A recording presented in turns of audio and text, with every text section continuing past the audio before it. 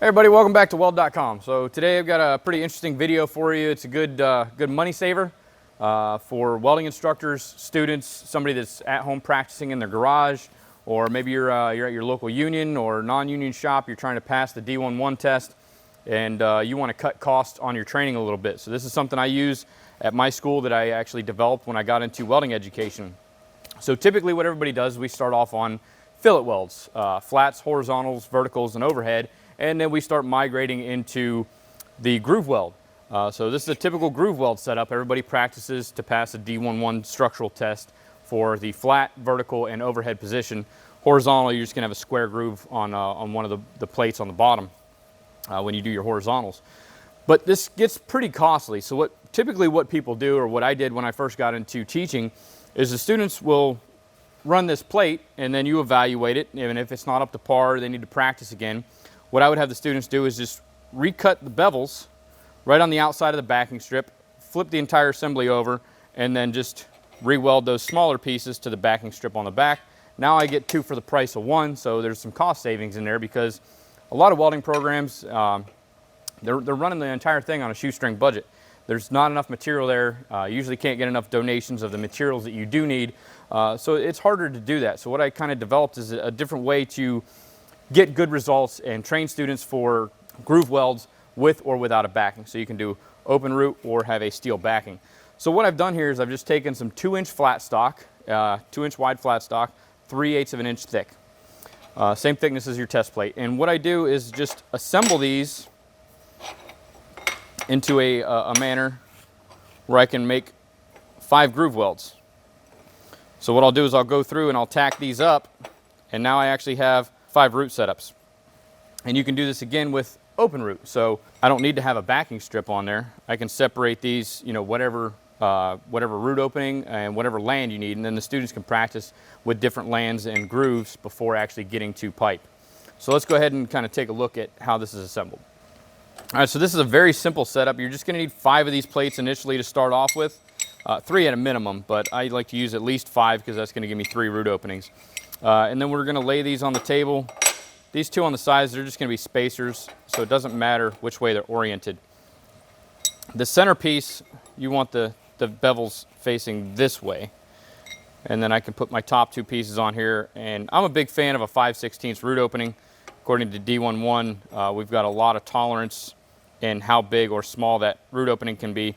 I've always had good luck with a 5/16 root opening, so that's usually what I set here. My buddy Josh over at the school, he kind of coined this as building KitKats. So you can actually see once you're done with it, it actually looks like a block of KitKats. And what this does, it allows me to, with one assembly, I can practice my root 3 times, I can practice a hot pass 3 times, all my fill passes, and then my cap 3 times. One thing that's missing on this practice setup here that I'll have on my test plate is a run-on and run-off tab. Now what I've thought about doing in the past is just making a 1/4-inch plate and then stacking all these on top of a big wide 1/4-inch plate that sticks out about 1 inch either end and is the same width of however many KitKats you're going to stack in here. But once again, now we're adding to the cost of the program. We're trying to keep this as cheap as possible. So I'm just going to go ahead and tack these up. I'm going to set it at about a 5/16 gap, and I just put my tack welds right outside of the groove. And they don't have to be centered up, but it helps. So that's about 5/16 right there. And then just like the test plate, you want to make sure that we have nice tight metal in here. When these go together, you don't want any small gaps, because then you fight it the whole way up. All right, so I'm just going to go ahead and put 2 small tacks on either side of this, and then same again on the back side. I prefer to do all my tacking, whether it's a test plate or these little KitKats. I like to tack up with a 332nd rod, about 95 amps. They just have a less tendency of sticking, and it's, a smaller weld profile when I get done. I don't want a big gaudy tack up here. We're replicating the groove that we're going to see on the test. So I tell my students, fight like you train, train like you fight, something I picked up in the military. The same attention to detail that I'm going to pay to on my test, I'm going to pay that same attention to detail on my practice plates. So when I set this up, I want to make sure that everything's nice and tight. The tacks are where I want them. The groove is exactly where I want it, because if you kind of luff through this, you're going to luff through on the test. You want to prepare for success on this. All right, so all 3 pieces are tacked up. Got a couple tacks on the top and the bottom here. Here's my groove opening. So now what I can do is these pieces here are going to become the backing strips for these other pieces. And I can build these as far out as I want. I usually just put a spacer up underneath each one of these, same thickness as the material I'm working with. That way it doesn't tip over. And now I can make 2 more groove angles, or two more grooves. And I'm just gonna follow the same sequence. I'll set these at a 5/16, somewhere in there, and I'll tack the bottoms and the tops here, and then we'll be good to go. I have 3 openings now. If I tack 2 more plates on, that gives me 2 additional. And then I can just continue to stack plates back and forth. Once it gets big enough, you just kind of scrap the whole deal. And then usually what I do is just put like a little handle on it, so that way I can hold it out of position. All right, so this is pretty much the completed assembly for the first 5 coupons that I use. Like I said, this goes pretty quick, and especially if you're a welding instructor. You can have your students process this stuff up relatively fast. If you have a track torch and a shear, my students process a couple hundred of these in a single day, and then we're good to train on them for about another 2-3 weeks. And then we're not wasting the valuable 6-inch material that we're going to be conducting the tests on. So it's, like I said, it's a lot cheaper.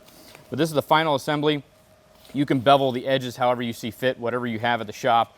I prefer a track torch, but if you have a plasma torch on a track, or if you just have a regular grinder, you can put a good high quality abrasive on there and knock those edges down, get you 22.5 degree bevel, or 30, 37.5, whatever application you're trying to replicate.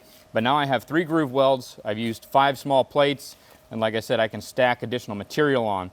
Another thing that I like to do, once they go to cap and they fill this stuff up, now they can weld in between the caps. So now they're working on surfacing or padding beads across the top of this. So it's pretty versatile setup. You can practice a lot of different types of welds on there. I'm gonna go ahead and tack weld a handle on here.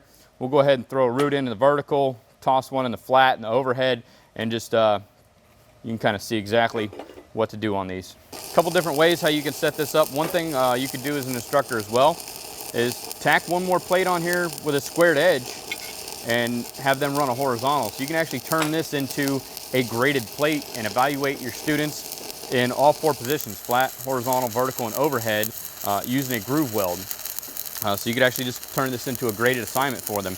And I'm only using, if I added that additional piece of material on there, I'm only using 6 pieces of 2-inch plate and a scrap handle versus, 8 3-inch plates and 4 backing strips to evaluate the same performance. So again, a lot of cost savings to this. It's very effective. The students like working on them.